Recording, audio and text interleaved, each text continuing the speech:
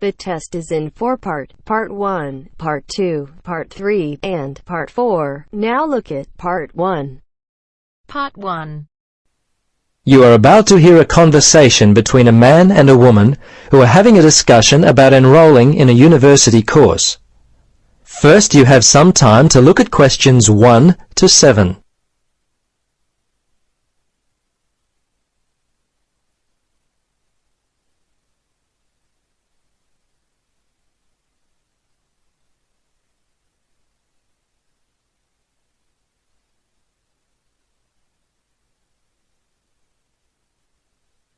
Now, listen carefully and answer questions 1 to 7. Registrar's office, this is Pam. Yes, hello. I'm calling about enrolling to study at the university. This is the right number? Yes, this is Mitchford University admissions. What would you like to know? Well, basically I need to know what I have to do to be enrolled as a student. You see, I'm currently studying education at another school. I've just finished my first year, but I'm not really enjoying it. I think I'm more interested in accounting. My dad teaches maths, so I thought it might be a good choice. Well, better than business anyway. Okay. Have you received a registration pack? No? How can I get one of those? Well, you've got to have one to register. You can enroll at the university at any time after you receive a registration pack. These are usually available from September for first-year and transferring students, and from November for returning students. On the basis of the information contained in the registration pack, you should attempt to make a firm choice about which courses to study before completing your form. I see. So I've only got a month to get my registration pack in. Can you send me one? Sure. If you are close to a high school, the registration pack and university prospectus are available from the Careers Advisor. Would that be helpful? Well, the closest school's too far away and I haven't got a car. Are there any other ways you can send it to me? Well, for prospective students who have already left school, the registration pack and prospectus are available from the university information line. But that might not be of help for you? No, not really. I'll tell you what. Why don't you give me your contact details and I'll send a pack out to you. At least that would be a start. Okay, sounds good. Right. Firstly, what's your name? Richard Dreyfus. That's Dreyfus. Your address there, Richard? Unit 12, 15 Sportsman Avenue. That's Sportsman, Mermaid Beach. 4554. And your telephone? Yes, I won't give you my home. Mobile's best. 0414. Hang on a minute, I don't call myself usually. I think it's 0414 658 339. Yes, that's it. Okay, now, do you have email? Yes, I do. It's Dreyfus, my last name, at igo. That's igo.com. All lowercase letters, of course. Before you listen to the rest of the conversation, you have some time to look at questions 8 to 10.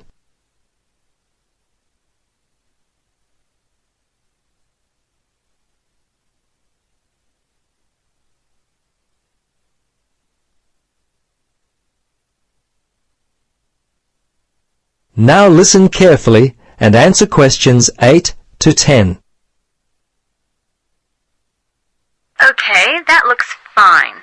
Now, do you have any questions for me? Yes, I've got a friend who is interested in studying at the university. I'm not sure what would be the best way for him to register. Can you give me some suggestions? Sure, there are 3 ways to register. Option 1 is telephone registration. Before you telephone, fill out the registration form included in your pack. This will ensure you have all the information that you require. The number is in your registration packet. Don't forget to hold on to a copy of your registration form for future reference. Yep, okay. Option 2 is registration by post. All you have to do there is complete the relevant sections of the registration form and post the completed form together with all documentation required in the envelope provided. All right. The third way is to simply come in. Visit the Student Information Center in the Information Services building, and your friend will receive personal assistance on how to complete his forms. Thanks very much. You've been most helpful. You're welcome. Good luck with your future studies. That is the end of part 1. You now have half a minute to check your answers.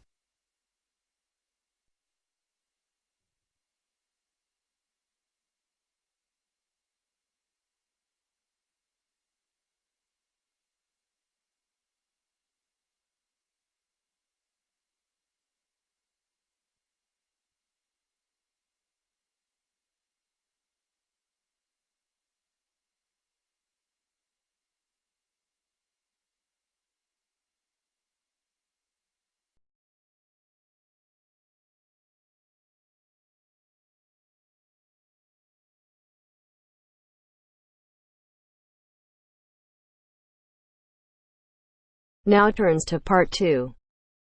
Part 2. You are going to hear a conversation between a student and a driving instructor. First, look at questions 11 to 14.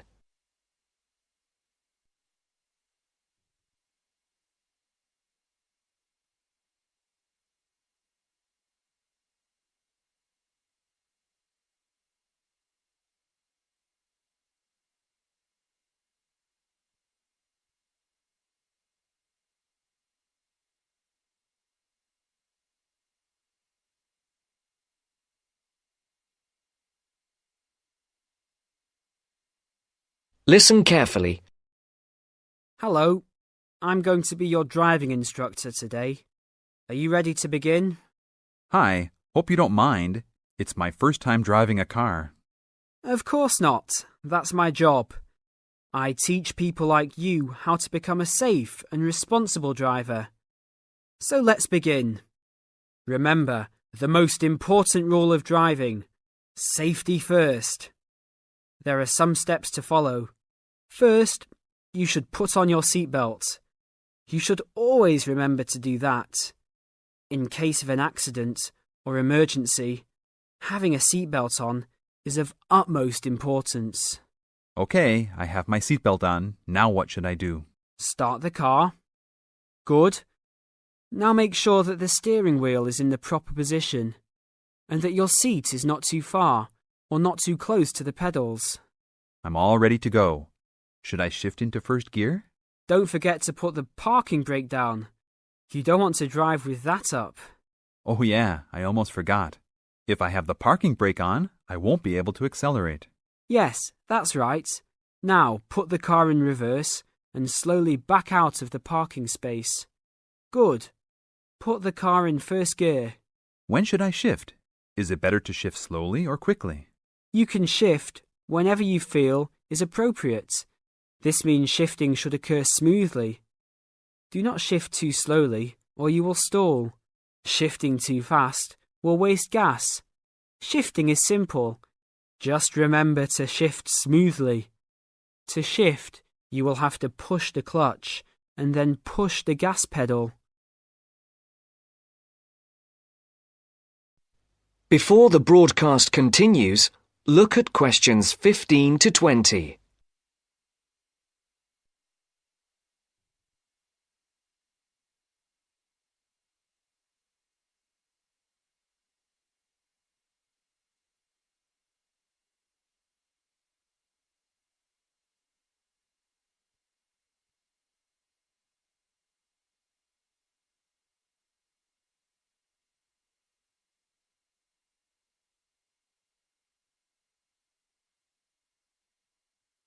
You will now listen to the second part of the talk.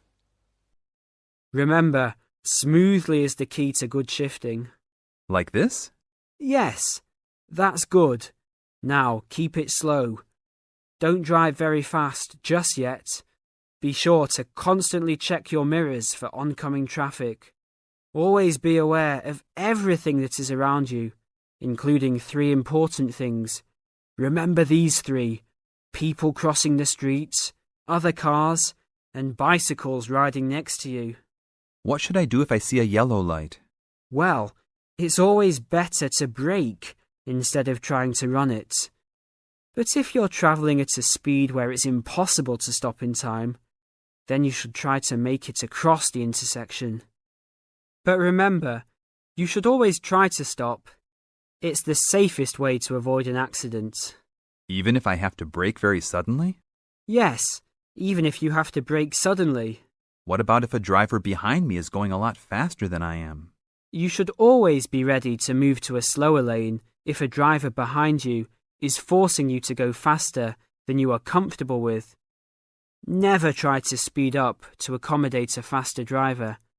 You could risk an accident or a speeding ticket. It's better to let him go. That sounds like good advice. Be careful. There is a sharp turn up ahead. Remember to brake before turns. Otherwise, you might flip over if your speed is too high going into a turn. Got it. I know that I should always try to observe all traffic safety. That's right. If safety is not your first priority, it will make driving very dangerous for you and other drivers on the road. Okay, park the car here. You did a great job today for your first day. I'll see you in 3 days. Thanks so much. I will see you then.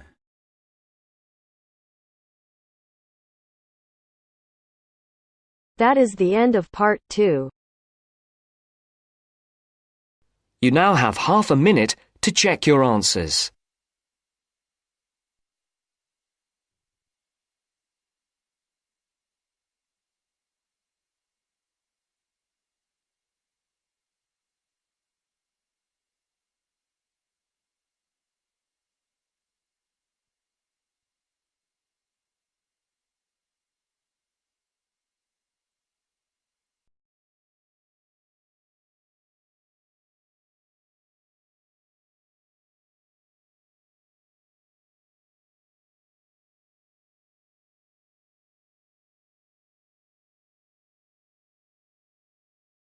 Now turns to part 3. Part 3. Hear an interview conducted by an interviewer Spiegel with the scientist Peter Piot, who discovered Ebola, a dangerous disease. Both of them are conversing about the disease and its origin. First, you have some time to look at questions 21 to 25.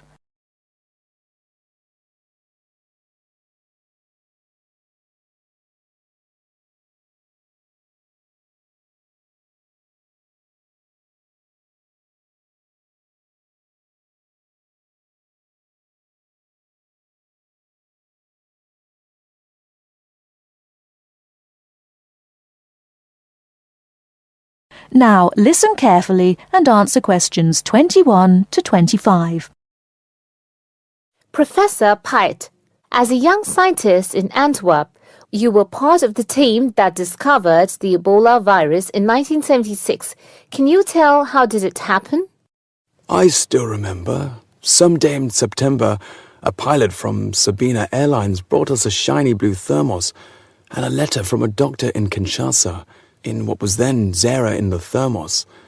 He wrote there was a blood sample from a Belgian nun who had recently fallen ill from a mysterious sickness in Yambuku, a remote village in the northern part of the country. He asked us to test the sample for yellow fever. These days, Ebola may only be researched in high-security laboratories. How did you protect yourself back then? We had no idea how dangerous the virus that we were dealing with was. And there were no high-security labs in Belgium back then. We just wore our white lab coats and protective gloves. When we opened the thermos, the ice inside had largely melted and one of the valves had broken. Blood and glass shards were floating in ice water. We fished the other, intact test tube out of the slop and began examining the blood for pathogens using the methods that were standard at the time. But the yellow fever virus apparently had nothing to do with the nun's illness. No, and the test for Lassa fever and typhoid fever were also negative. What then could be? Our hopes were dependent on being able to isolate the virus from the sample. To do so, we injected it into mice and other lab animals. At first, nothing happened for several days. We thought that perhaps the pathogen had been damaged from insufficient refrigeration in the thermos. But then, one animal after the next began to die. We began to realize that the sample contained something quite deadly. But you continued. Other samples from the nun who had just died arrived from Kinshasa when we were just about able to begin examining the virus under the electron microscope. The World Health Organization entrusted us to send all of our samples to a high-security lab in England. But my boss at the time wanted to bring our work to a conclusion no matter what. He grabbed a vial containing virus material to examine it, but his hand was shaking and he dropped it on a colleague's foot. The vial shattered. My only thought was, oh shit! We immediately disinfected everything, and luckily our colleague was wearing thick leather shoes. Nothing happened to any of us. Before you hear the rest of the talk, you have some time to look at questions 26 to 30.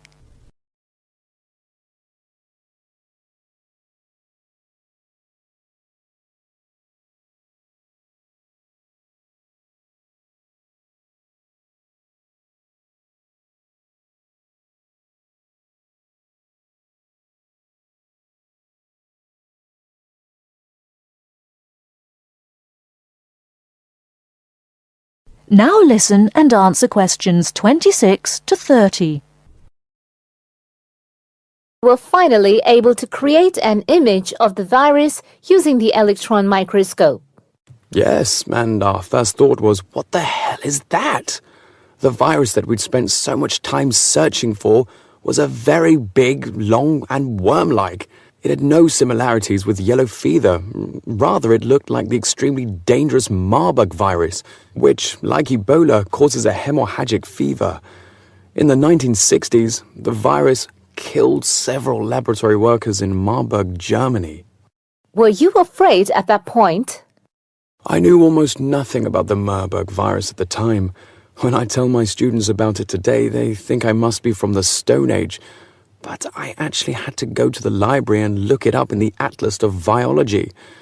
It was the American Center for Disease Control which determined a short time later that it wasn't the Marburg virus, but a related unknown virus.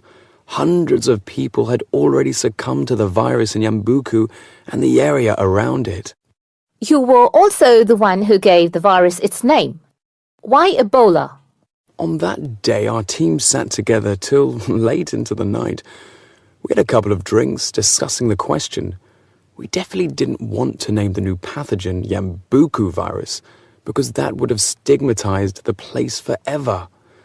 There was a map hanging on the wall, and our American team leader suggested looking at the nearest river and giving the virus its name. It was the Ebola River. So by around 3 or 4 in the morning, we had found a name. But the map was small and inaccurate. We only learned later that the nearest river was actually a different one. But Ebola is a nice name, isn't it?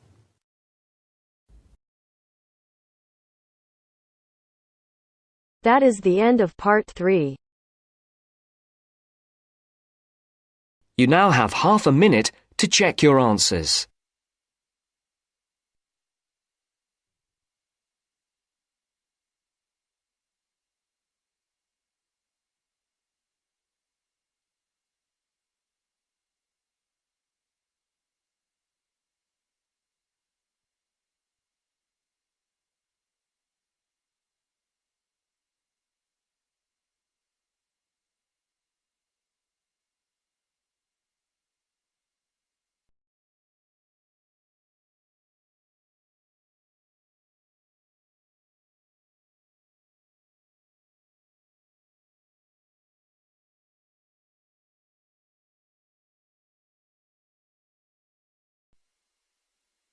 Now turns to part 4.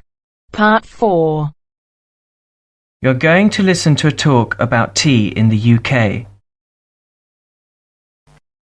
First, you have some time to look at questions 31 to 40.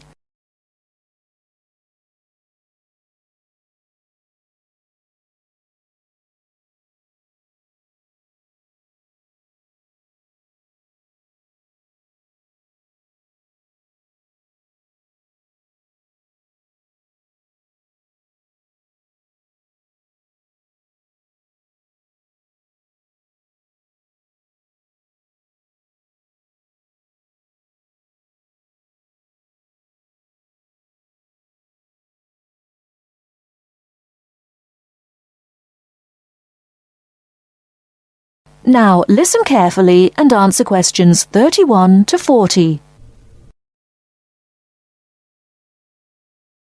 During the 1930s, there was a popular song which had the title "Everything Stops for Tea," and to millions of British people, a restful cuppa is still an ideal way to relax for a few minutes from the rigours of the day.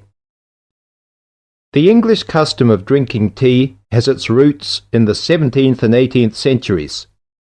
When first imported to Britain, the exotic cha, or cha, as the Chinese tea was variously called, was considered a man's drink to be enjoyed with colleagues at London coffee shops. These were popular meeting places for many walks of life: politicians, lawyers, poets, actors, and writers.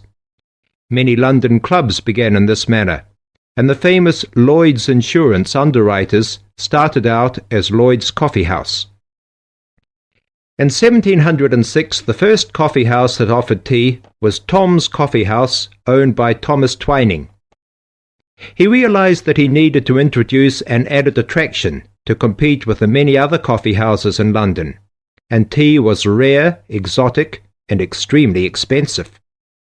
With these credentials, tea became an exclusive drink and enabled Twining to open a tea shop under the sign of the Golden Lion in the Strand. By the 18th century, the ladies of the more affluent classes were going China mad, using tea as an excuse for displaying their extravagant purchases of Chinese porcelain and Dresden tea sets.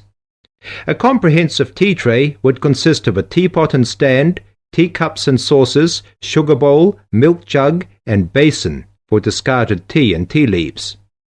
Tea was still expensive and kept in locked tea caddies. Skilled craftsmen fashioned caddies of carved inlaid woods fitted with crystal and precious metals. To ensure the servants weren't tempted by this priceless commodity, the caddy was kept locked, and only the mistress of the house held the key and prepared tea when guests came to visit. No well-brought-up young Englishwoman could consider herself socially acceptable unless she knew how to brew a proper cup of tea. As the 18th century progressed, changes in commerce and working hours resulted in the main meal of the day being taken much later in the evening. The prospect of lasting from breakfast until evening did not appeal to the Duchess of Bedford, who is usually credited with being the first to alleviate late afternoon hunger pangs by introducing a small 4 o'clock meal served with tea. With time, the light, wafer-thin toast or delicate white bread gave way to exotic fillings like tomato and egg, cucumber, chicken, or potted shrimps, followed by buttered scones, crumpets, or elegant pastries. The popularity of tea continued to spread, but it was not until 1839 that the first shipment of Assam Indian tea was landed in Britain. A healthy trade with India was soon established, and tea clippers, like the Cutty Sark, now a museum in a dry dock at Greenwich, were reaching the peak of their sailing days. In 1879, the first limited shipments of Ceylon tea began to arrive, and by 1880 this had been firmly established alongside Indian and China teas, giving the broad range of teas that are available today. There have been few changes in 3 centuries of tea trading. London is still the centre, and indeed Twining still has a shop on the site of the original Tom's Coffee House at 216 The Strand.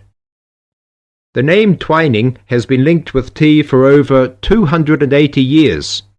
Indeed, it was Richard Twining, in his capacity as chairman of the dealers of tea, who in 1784 persuaded Prime Minister William Pitt to reduce the high tax on tea, making the beverage more accessible to the general public. That is the end of part 4. You now have half a minute to check your answers.